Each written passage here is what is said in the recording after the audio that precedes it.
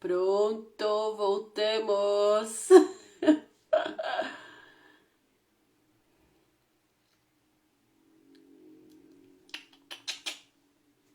Voltamos, gente.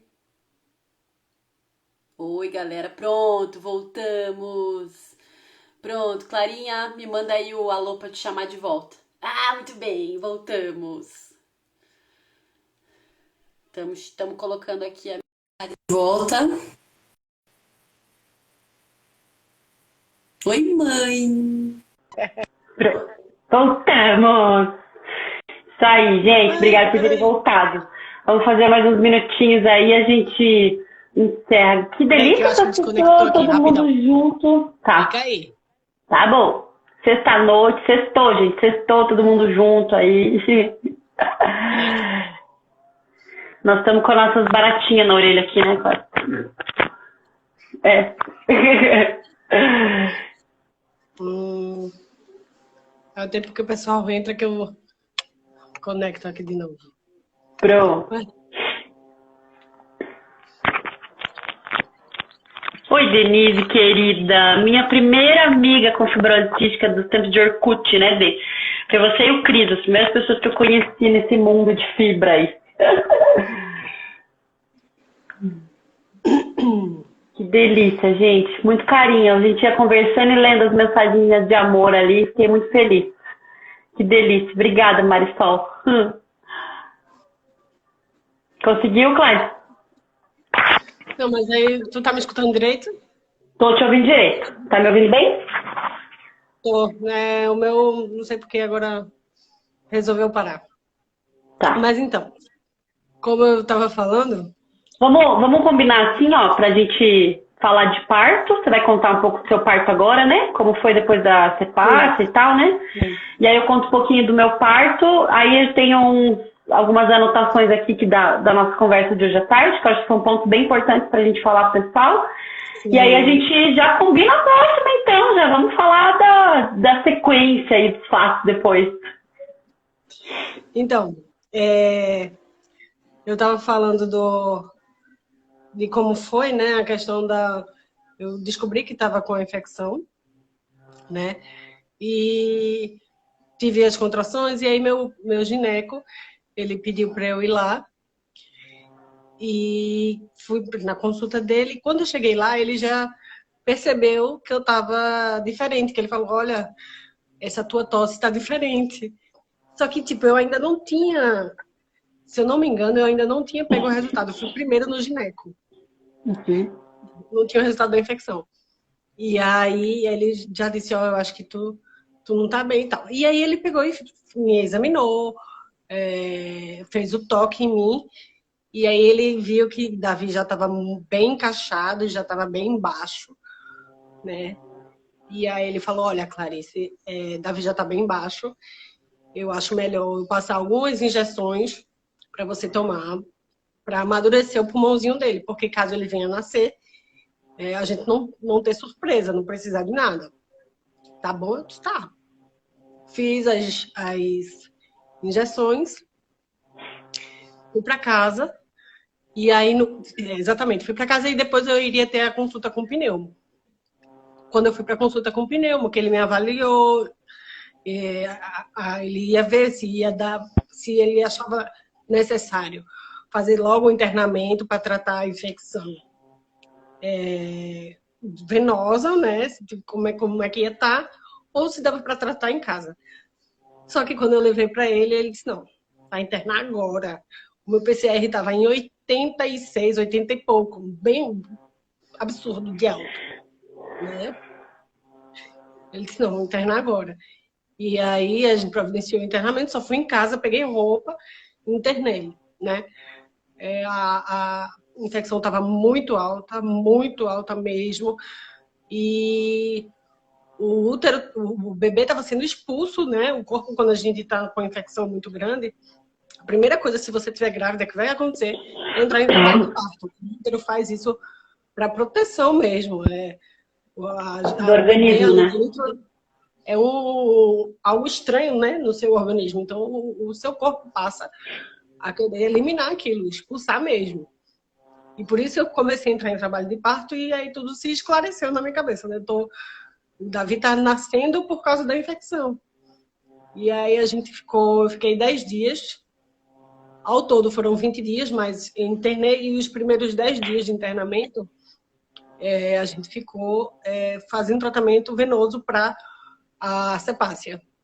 E tentando manter Davi ok lá dentro, porque eu também a bolsa já tinha rompido, Davi já estava encaixado, já estava bem embaixo, não podia se mexer muito, porque como estava com pouco líquido dentro do útero, ali na barriga, na bolsa, qualquer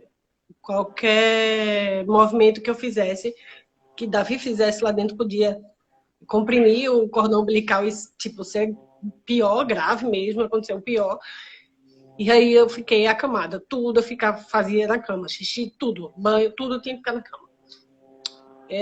Foi bem difícil. Até esse momento eu não tinha sentido falta de ar. Mas aí lá, já no hospital, eu já entrei no hospital usando oxigênio, porque minha saturação estava baixa e eu não tinha percebido. E desde então eu fiquei com oxigênio todo o período e eu não saí mais do oxigênio desde esse momento. Então, a minha vida começou a desandar, assim, em relação à fibrose cística no 7º mês de gestação. Antes disso foi tudo muito ok, foi tudo muito lindo. E tem uma coisa bem importante que você falou à tarde, né, claro, na nossa conversa, que não significa que você começou a ter essa piora clínica e precisou ficar no oxigênio por conta da gestação, né? Isso, eu gosto sempre de deixar muito claro que a minha exacerbação não tem nada a ver com a gestação. Eu acredito muito, para mim é muito claro que aconteceu pela infecção da bucodélia. A sepácia, ela faz um estrago grande quando ela vem. E meu corpo estava... Toda mulher grávida fica com a imunidade mais baixa, o corpo fica mais frágil. E a sepácia fez isso, né? Aproveitou, o estrago foi maior pela condição que eu estava. E eu acredito fielmente que tudo aconteceu por conta da infecção, não teve nada a ver com a gestação, sabe? Nada a ver, porque minha gestação foi perfeita até a infecção. Então, eu não atribuo a minha piora à gestação de forma alguma. Sim, sim. E aí eu tomei 10 dias de antibióticos. Verô, eu chorava. À noite eu chorava que eu não conseguia respirar. Todos os dias que o meu médico, o obstetra, ia me ver, antes do parto, que ele entrava na porta do quarto, eu olhava para ele desesperada e eu falava: tira ele, por favor, não estou aguentando respirar. Ele vai ficar bem, tira ele, só por favor, eu preciso respirar. Sabe? Então ali naquele momento foi a hora que eu desesperei, eu disse: ó, por favor, vamos tirar ele amanhã. Todo dia eu falava assim, quando eu olhava ele na porta entrando no meu quarto, eu dizia: por favor, doutor Spinelli, vamos tirar ele amanhã.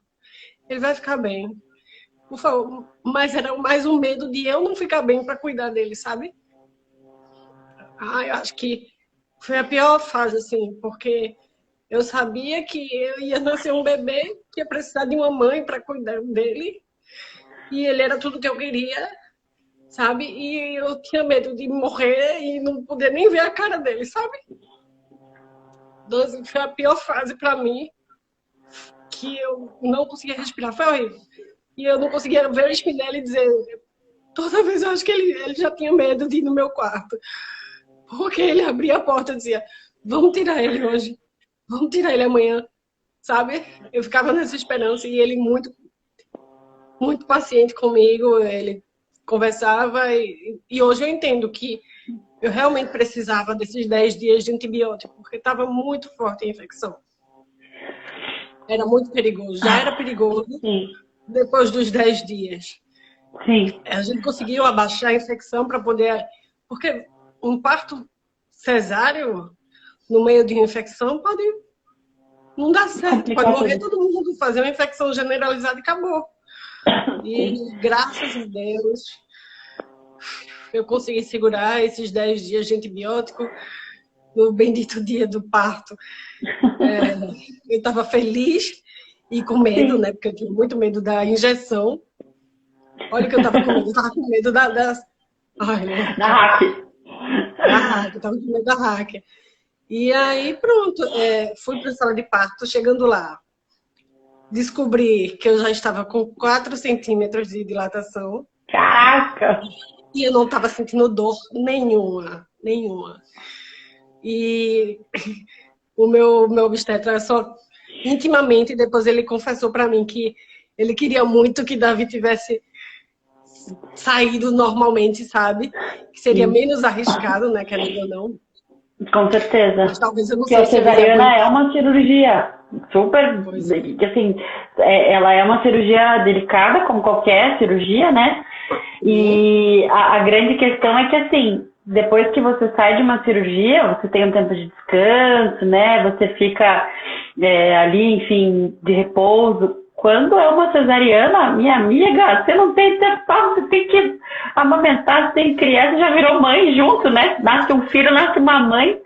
Então, Sim. e assim, isso tudo em meio a uma infecção, realmente deve ter sido uma angústia muito grande, né? Muito, muito grande. Que era muito incerto, né? Eu fiquei com muito medo de que não desse certo, enfim. Mas meu parto foi a coisa mais linda. Os médicos depois saíram dizendo, cara, foi o parto mais lindo que eu já fiz, porque não teve uma alteração de batimento, uma alteração de oxigênio, não teve uma alteração. Davi, graças a Deus, nasceu perfeito. Claro, nasceu de 35 semanas, nasceu, no caso, 8 meses, né? Para quem não sabe, Davi Quem nasceu com não tem filho acha que semana não faz sentido. Quem já tem filho, mês 35 não faz o semanas. menor sentido. 35 semanas é 8 meses. Davi nasceu com 8 meses, prematuro ainda, né? Nasceu magrinho, nasceu com 2,1 kg, mas ele nasceu super bem. Ele não precisou de ir para UTI para usar oxigênio, nada do tipo. Eu que, por questão dos médicos quererem me observar mais um pouco, fiquei um tempo na UTI, que foi a pior coisa também para mim, porque, cara, é muito triste. Tu acabou de Imagino. parir, tu acabou Você de não ter pode teu ficar com neném seu que tu filho. queria ver, Meu Deus. sabe? Que tu queria abraçar, que tu queria tudo, e te jogam na UTI sem ver teu filho, cara. Muito ruim. Jesus. Se só Te aquelas jogam na benditas UTI. 2 horas na área de recuperação lá depois da anestesia já é terrível. Você acabou de ter um filho que quer ficar junto. Imagina o tempo. Nossa. Eu fiquei lá na UTI, como a gente fica grog, né? Eu não entendia o que estava acontecendo. Eu dizia, o que eu tô fazendo? Eu acordava e dizia, o que eu tô fazendo aqui? E ninguém me falava. Ninguém me Nossa. falava nada. Foi, assim, um período... Eu acho que eu não tenho noção de quanto tempo eu passei na UTI. Eu acho que eu passei quase meio dia, não sei. E eu ficava, gente, o que aconteceu? E apagava de novo. Quando eu voltava, eu dizia, gente, por que ninguém tá falando pra mim? O que tá acontecendo? Aconteceu alguma coisa? E foi, assim, Terrível. horas de terror pra mim, porque como assim, gente? Eu acabei de ter meu filho, eu quero ver meu filho, tá acontecendo alguma coisa, cadê ele? Enfim, foi muito ruim essa parte. Por eu ter ficado na UTI, levaram o Davi pra UTI porque ele precisava comer. Eu não Sim. tava, como eu tava na UTI, ele teve que ir pra UTI pra botarem uma sonda no bichinho pra ele comer. E aí, toquei, fui para o quarto depois da UTI, e aí passei a ir para a UTI NEO de 3 em 3 horas para amamentar ele.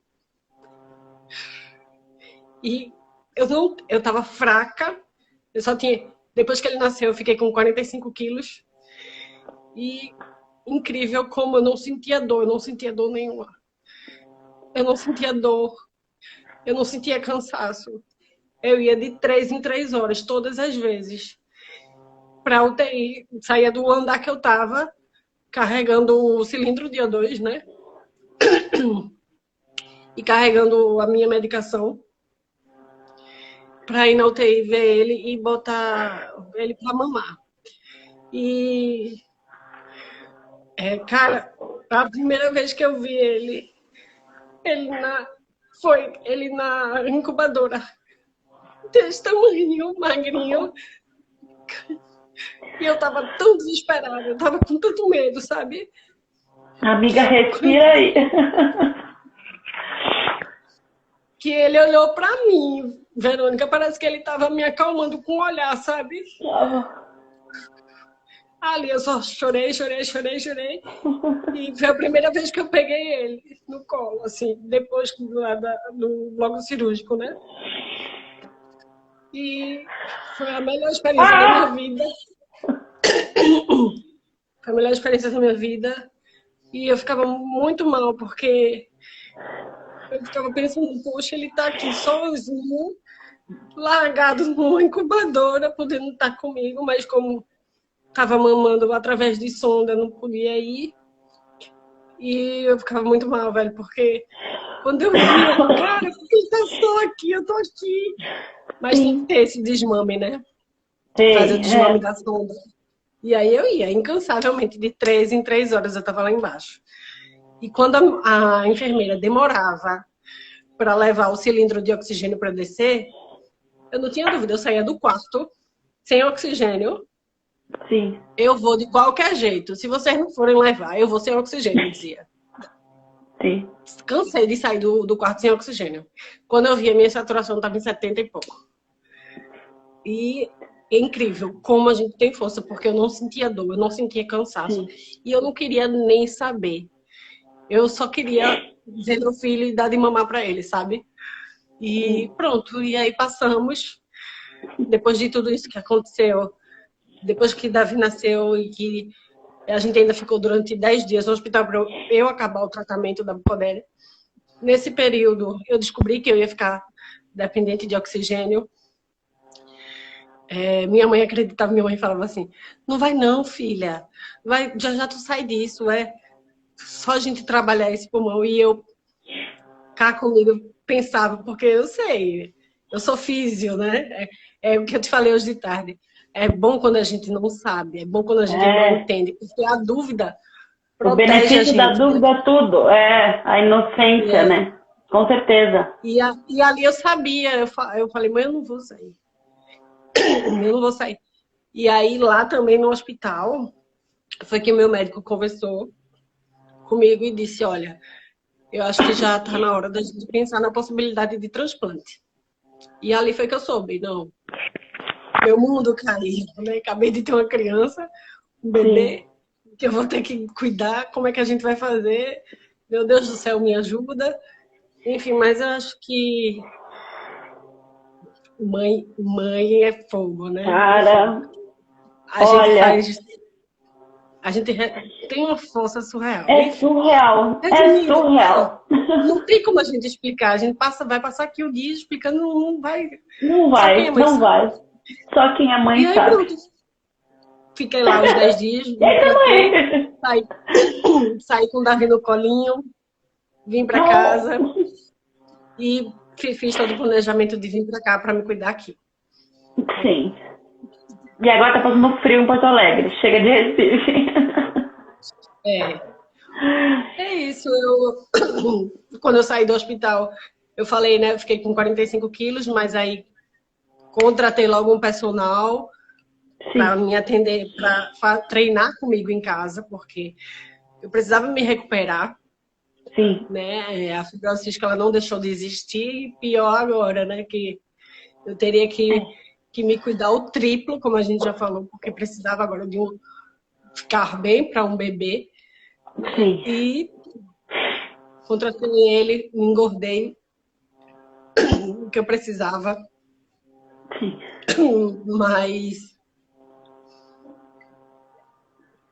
Mas para isso eu tive que abdicar de amamentar, porque também foi um período bem difícil para mim, porque a gente sabe que a amamentação a gente perde peso, né? Sim. E como é difícil, as pessoas... Tem gente que fala, ai, amamentar dói, graças a Deus que você não amamenta, dói. Gente, Eu acho que é muito do querer. Para É, mim, amamentar era ótimo. Eu amava. sim, Era o momento que eu estava ali com ele. sim, A conexão que tem é surreal. O é, olhar que você troca ali, nossa, é muito surreal. E para é. mim eu não sentia dor, para mim era uma satisfação. E saber que eu não iria poder continuar amamentando também foi outro golpe, porque eu chorava querendo amamentar É, ele, sim, mas se eu continuasse amamentando, eu só ia decair mais. E eu já estava muito é, ruim fisicamente. E só seria pior ainda para minha questão toda, né? Respiratória, tudo. sim. E aí eu tive que optar racionalmente, estrategicamente, por Abrir mão. tirar abrir Na mão da verdade, amamentação. você optou por olhar para você, né? Não é egoísmo, é amor Isso. próprio, né? E é uma coisa que a gente falou muito, assim, fala bastante, que existe uma linha muito tênue entre o amor de mãe e a vontade de querer fazer tudo pelo filho, e a inteligência e a sabedoria que a gente tem que ter, e a maturidade que a gente tem que ter de, às vezes, abrir mão daquilo que a gente sonhou, idealizou e tudo mais, para que a gente Por consiga se eles. manter viva e bem para poder vê-los crescer, né? E comigo foi muito parecido, inclusive a questão do parto. Então eu sempre sonhei, desde o começo eu falava, eu quero um parto normal, quero parto normal, quero parto normal. E eu lembro que todo mundo falava, você é maluca, imagina, você já tirou 2 partes do pulmão, você tem fibrose cística, você tem aspergilose, você tem bronquiectasia, você tem blá blá blá. E eu deixava estar, tipo, let it go. Sabe, vamos ver o que vai rolar. Só que eu sempre sonhei muito, assim, e durante a gestação eu estava super bem e começou-se realmente a cogitar a questão do parto normal, porque eu estava clinicamente bem para isso.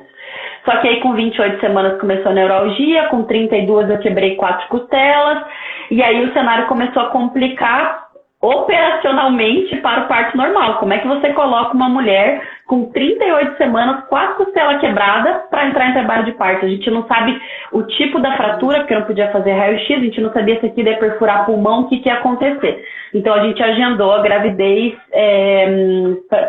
a gente agendou o parto para 38 semanas, e ele nasceu super bem, 3 quilos 420, gorduchinha, grandona, com 51 centímetros. Meu marido também é muito alto, né? Enorme. E assim, depois eu não tive, eu perdi muito peso, como você falou, né? Eu perdi 12 quilos em 9 dias. Depois, em 5 meses, eu já tinha perdido 18 quilos. Então, assim, eu perdi muito peso. Eu amamentei até os 6 meses e 3 dias. E eu sempre sonhei muito em amamentar também, eu sempre me dediquei muito para entender a amamentação. Eu e o Vinícius fizemos cursos juntos de amamentação. Foi ele que colocou ela para mamar pela primeira vez. Eu lembro que a hora que eu cheguei do centro cirúrgico, foram colocar ela, a hora que eu saí do centro cirúrgico, já foram colocar ela no peito para mamar. E aí eu não podia sentar ainda, quarto cheio de gente, aquela bagunça, enfermeira, tal. A Helena não pegou e eu já comecei a ficar muito nervosa porque ela não pegava. Claro, você tá aí? Caiu. Cadê? Peraí que acho que ela já vai voltar aqui. Claridinha. Voltou. Que tudo. E aí eu sei que logo depois, assim, tudo se acalmou, ela pegou o peito, foi o Vini que colocou, tava só nós 3 no quarto, luz baixa, a gente calma, ele que colocou, e cara, quando ela começou a mamar aquilo, meu Deus, foi uma emoção absurda, assim. E já que a gente combinou de fazer mais, na próxima a gente conta um pouco de como foi todo esse processo. E, enfim, né, para a gente ir partindo para o encerramento dessa nossa primeira conversa, e que ficou mais em gestação e parto, e graças a Deus tem coisa para contar pra caramba, né? Uma coisa que a gente falou, e tem a ver com isso que você falou, é sobre essa nossa inteligência, né? Então, assim, eu ultrapassei um pouco dos limites na questão da amamentação, porque com 5 meses eu comecei a ficar muito doente, a Helena começou a ficar muito doente, e o pediatra estava acompanhando tudo, a minha pneuma acompanhando tudo, e ele falou assim, Vero, agora já não é mais hora de você amamentar, porque você está colocando a tua saúde em risco. E aí quando chegou no limite do limite, eu precisava entrar com antibiótico muito mais forte, e eu não tive como fazer um desmame amoroso, assim, tipo, vamos parar de... Não, eu dei de mamar à tarde, à noite eu entrei na mamadeira, porque eu tinha que entrar no antibiótico. E eu lembro que foi horrível, eu me senti muito mal, parecia que pra mim eu tava sendo violenta com ela, sabe? Mas eu conversei com ela muitos dias antes, falei assim, filha, a mamãe vai ter que tomar remédio, a mamãe não vai mais poder te dar mamar no peito, mas você vai continuar sendo alimentada, você vai continuar ganhando muito amor. E conversei com muitas amigas, assim, também, que passaram por coisas parecidas. E acho que a grande questão é essa inteligência que a gente tem que ter e a maturidade que a gente tem que ter de ver até onde o nosso corpo pode ir, até onde a gente pode ir. Por exemplo, eu abri mão do meu sonho de ter um parto normal porque isso era uma idealização minha. Na verdade, o que a gente precisa é que a criança nasça bem, com saúde, e a gente também fique bem. E ela não vai... ela não vai morrer por não ser amamentada no peito. Eu não fui amamentada no peito por muito tempo, meu marido não foi amamentado no peito por muito tempo, e a gente tá aqui, firme e forte. Então, assim, a gente também tem que entender que todas essas questões estão aqui para nos ajudar. Uma cesárea bem pensada e bem planejada e bem indicada tem a sua real função, assim como a própria fórmula, né? No nosso caso, a gente precisou fazer tratamento, se cuidar, e o nosso filho precisou ir para a fórmula. E uma outra coisa que é super importante, que a gente sempre fala, é que na medida do possível, o ideal, né, cara, assim, no mundo ideal, é que você consiga fazer um planejamento da tua gravidez, que você consiga conversar com a tua equipe para entender. Cada caso é um caso. Para mim foi de um jeito, para Clara foi de outro, e para todas as meninas com fibrosis que a gente conhece foi de um jeito completamente diferente. Então, o ideal é você fazer uma avaliação. Por si só já acontece diferente em pessoas. Imagina a gestação, que é uma coisa tão. Né? Então, realmente isso. Eu acho que tem que se conversar, tem que se ver individualmente como a pessoa está. Não abrir mão de conversar com os médicos sobre e mostrar. Abertamente e mostrar que está disposto ou disposta a fazer um esforço. Gente, aqui não tem pessoas perfeitas, não. A gente sabe como é difícil o nosso tratamento, e vocês têm que pensar que quando a gente engravida e quando nasce, é pior, fica mais difícil. Então, a gente tem que botar bem na cabeça da gente. Minha frase que minha médica sempre falou era assim, Vero, o problema não é a gravidez. Porque na gravidez, o máximo que vai acontecer é a gente deixar de repouso os 9 meses. E precisar no oxigênio de repouso, não tem problema. O problema é quando nasce. Porque aí você se torna mãe, você precisa criar, você precisa cuidar, você precisa educar, você precisa correr atrás de uma criança o tempo inteiro, você precisa trabalhar, você precisa se tratar. Toda a vida vai acontecer. Então, o problema não é isso aí, Cami, a gente com saúde para aguentar o tranco. Ela definiu bem. Então, assim, a gente é isso, assim. E a grande questão também é você entender como que é a tua rede de apoio, porque ano passado, a Helena tinha 6 meses, logo depois desses 5 meses, depois eu comecei a piorar, com 8 meses, ela estava com 8 meses, eu tive pneumonia, eu tratei em casa, daí a aspergilose voltou, e aí eu não, assim, graças a Deus eu consegui fazer o tratamento em casa, e aí eu pegava o carro, ia pro hospital, tomava 1 hora de medicação na veia, voltava para casa, ficava com ela, via, todo dia eu fiz isso, durante o tratamento do corticoide, que é os 3 dias da pulsoterapia, e o efeito que o corticoide dá no corpo é horrível em alta dose, né? Você fica com muita dor, é muito ruim. E você tem que enfiar tudo isso no bolso, porque você tem um filho para criar. Então, a rede de apoio é uma questão muito importante também de ser discutida, e a gente pode explorar isso um pouco mais depois. Para todas as mulheres e para todos os pais e para toda a maternidade de modo geral, a rede de apoio é fundamental. Mas para quem tem uma doença crônica é muito importante. Ainda mais, para a gente poder continuar se cuidando.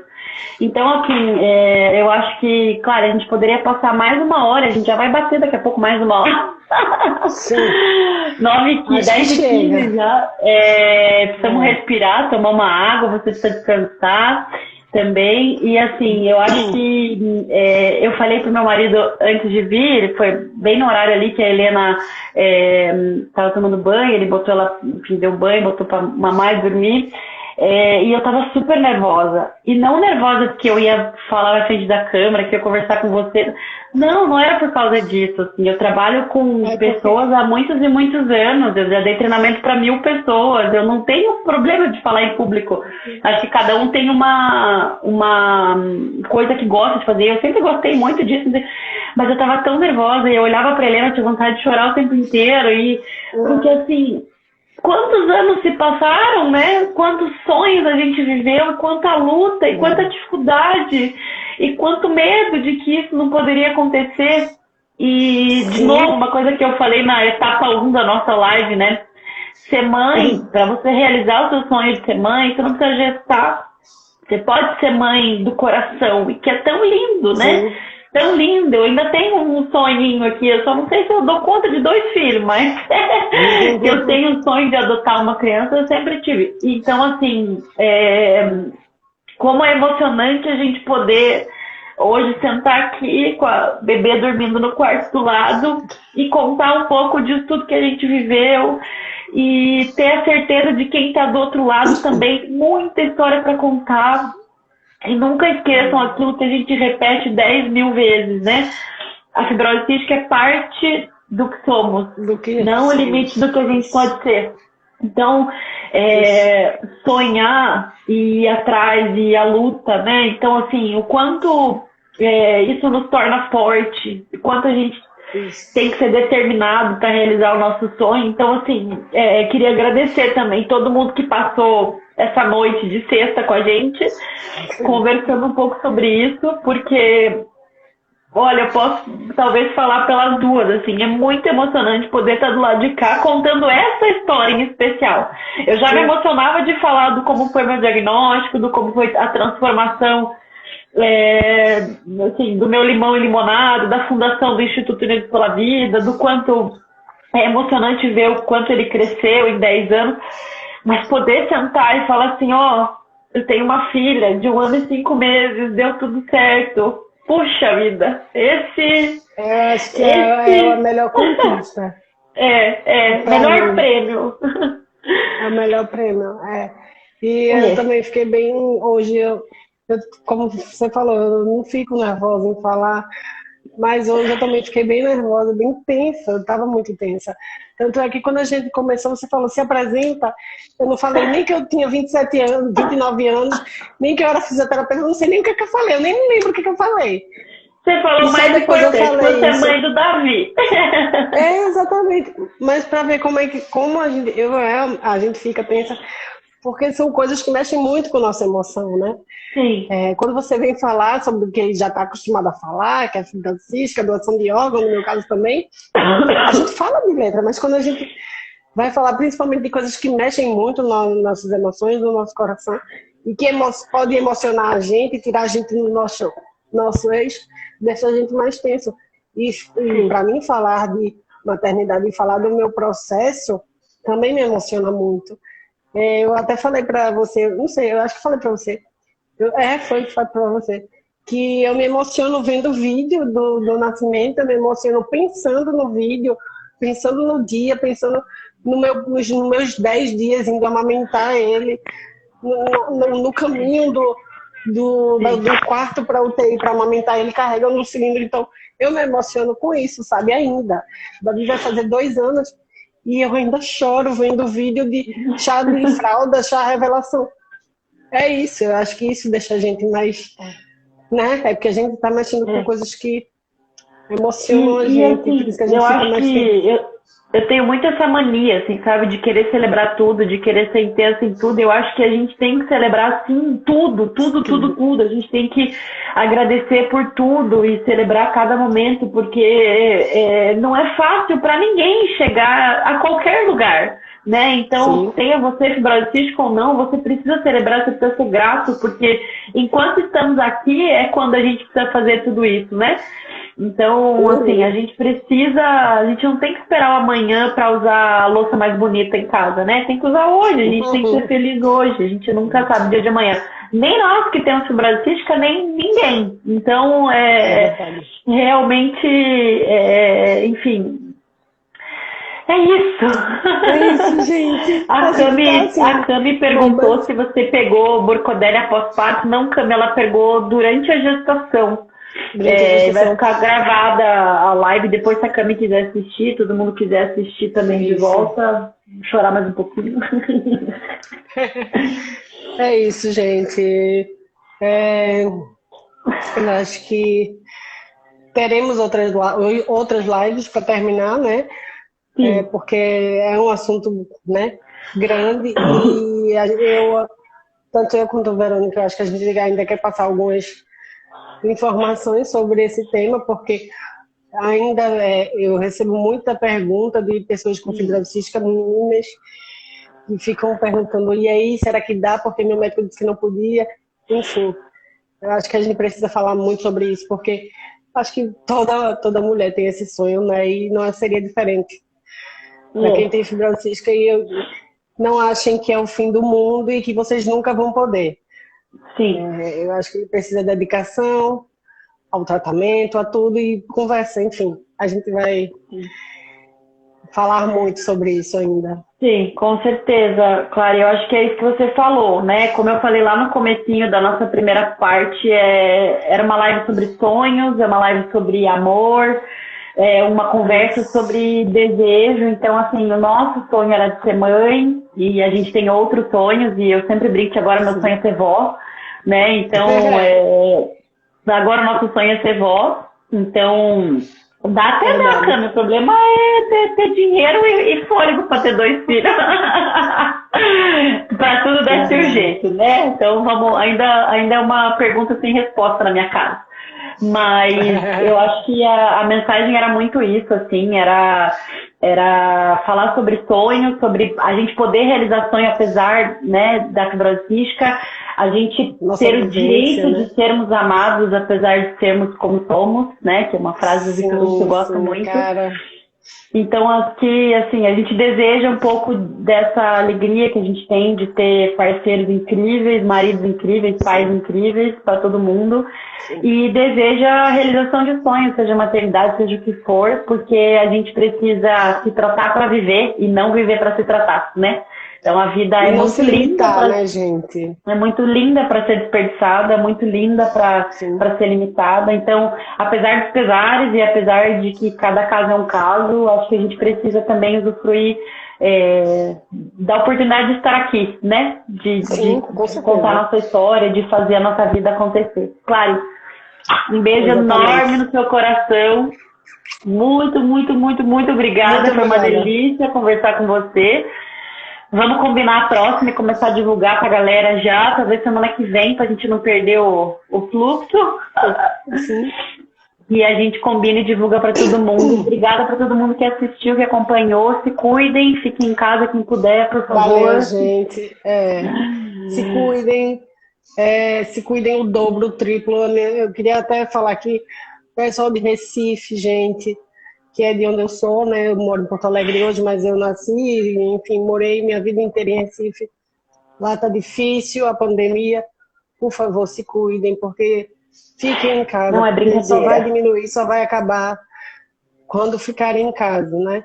Eu tenho meus professores que são fisioterapeutas, que estão trabalhando em hospitais, que me falam que tá difícil. Ontem, até a Aninha, que, enfim, era minha professora e fisioterapeuta, a gente fica tão sensível depois que a gente é mãe, que ela falou pra mim, Clarice, tem um bebê de 2 meses com Covid.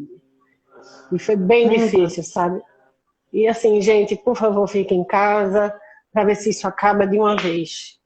Sim, Deus quiser. Muito obrigada, Verônica. Obrigada. Foi lindo. Emocionante. Foi uma limpeza de alma, assim, chorar um monte. E obrigada por todo mundo. Beijinho da Vina, Helena. Sim, obrigada, Leila. Obrigada por todo mundo que esteve aqui. Vamos ver se a gente faz um dia um pouco mais cedo para mostrar as crianças. Vamos, tem que fazer cedo, né? Vamos tirar um selfie. Beijo. Um print. Vamos. Vai. Pera, eu sou muito burra, não consegui. Pronto. Deu. Obrigada. Eu não consegui. Amiga, não! Tirei eu aqui, já te mando. Um beijo, pessoal. Boa noite pra vocês. um ótimo final de semana e fique em casa, como diz Gabi. Hashtag fica em casa. Se cuida, por favor. Beijo, gente. Obrigada. Beijão, gente. Amamos. Tchau. Tchau, tchau.